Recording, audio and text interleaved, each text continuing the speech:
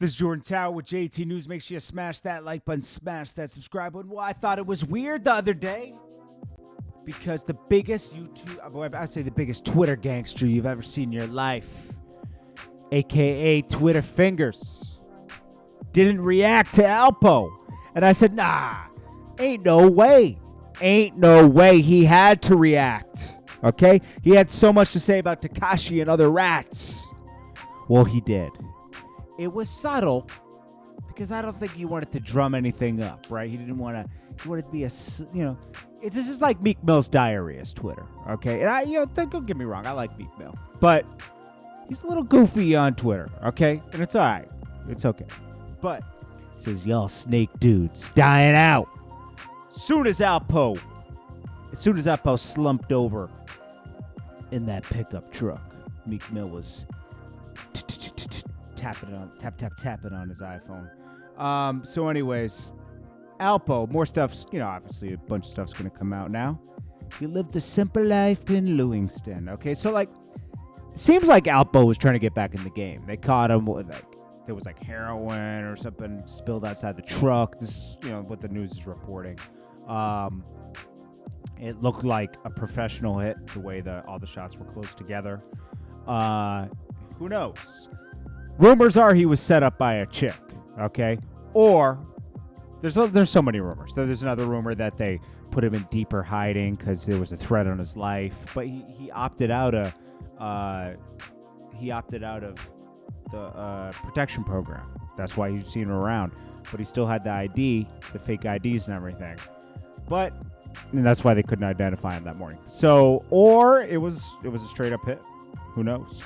But most likely this was something to do with recently he was getting back in the game, probably owed somebody some money, took him out. It's like, okay, man, this is enough. Anyways, talking about this, he lived in, so he was released. He got out of maximum security in 2015. The YouTube professionals get in my comments and they say, you're wrong, Jordan. He came out in 2018. No, in 2018, he opted out of the program. The witness protection program, right? So he was released of maximum security in 2015 in the federal witness protection program, and a life far from what made him a hip-hop legend. Think about it. This guy was this was the biggest guy, the flashiest in the 80s. I wouldn't say the biggest, right? But he was definitely the flashiest. So many different cars, the way he dressed, everything. He was definitely the most polarizing figure from the 80s and 90s when it comes to moving weight. So anyways, he lived in a first-floor apartment building in College Street in Lewiston and stayed there until just a few weeks ago. Somebody took him out in Harlem on Halloween. He was behind the wheel of a maroon 2017 Dodge Ram he bought for a construction business. All right.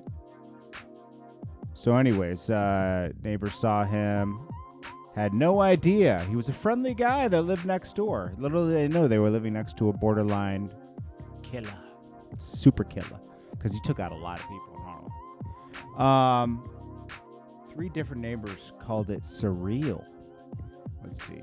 Someone who lived above him in the 3-story gray-sided apartment house said she didn't believe it could be the same man until she saw photographs. He souped up his truck and shot out to the streets of Harlem. They said, oh my God, that's Abraham's truck. They call him Abraham. She said that Martinez hadn't been around much in months, she said. Returned 2 or 3 weeks ago with a U-Haul that he filled himself. The funny thing is, he had temp tags on that truck. He never got a license plate. He just had temp tags, if you haven't noticed. His former apartment 3-bedroom kitchen living room is vacant. Neighbors say they saw a lot of Martinez during the 6 years, often in the place, often accompanying an ever-changing variety of women. He had a lot of girlfriends. He keeps to himself a lot. He'd do anything for you, though. This is crazy. Oh, man, this has got to be like a movie in itself. Just Alpo, right? This is spooky, man. It's like It's like Whitey Bulger. He was living amongst people for years until they found him. I mean, he was on the run. Alpo was in witness protection. Tara recalled wondering how Martinez could afford such a nice truck and a Harley-Davidson motorcycle and a luxury sedan, but she never had a clue about his past. Well, also, he was a government informant. That was your own dollars at work right there. They get paid for that.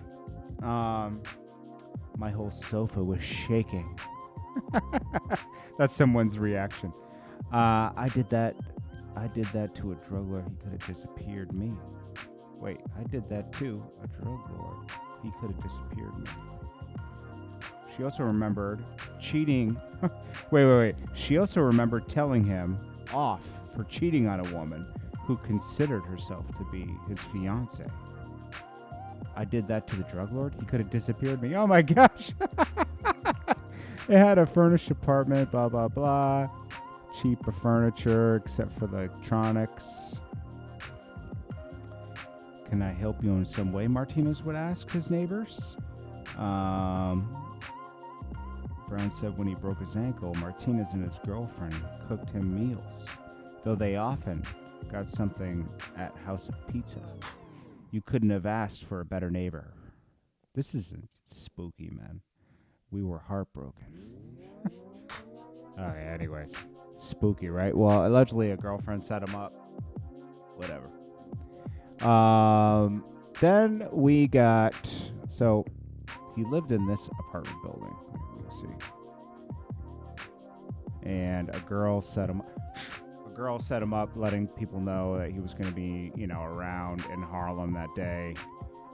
He went to a Halloween event where his son went with him. There was a picture on his son's page that probably confirmed, everything. They took him out. Really, all they had to do, I mean, I'm not going to go there, but anyways. Crazy, bro. So he would just pop in just to mess with people. Twitter fingers himself reacted. Now, Tekashi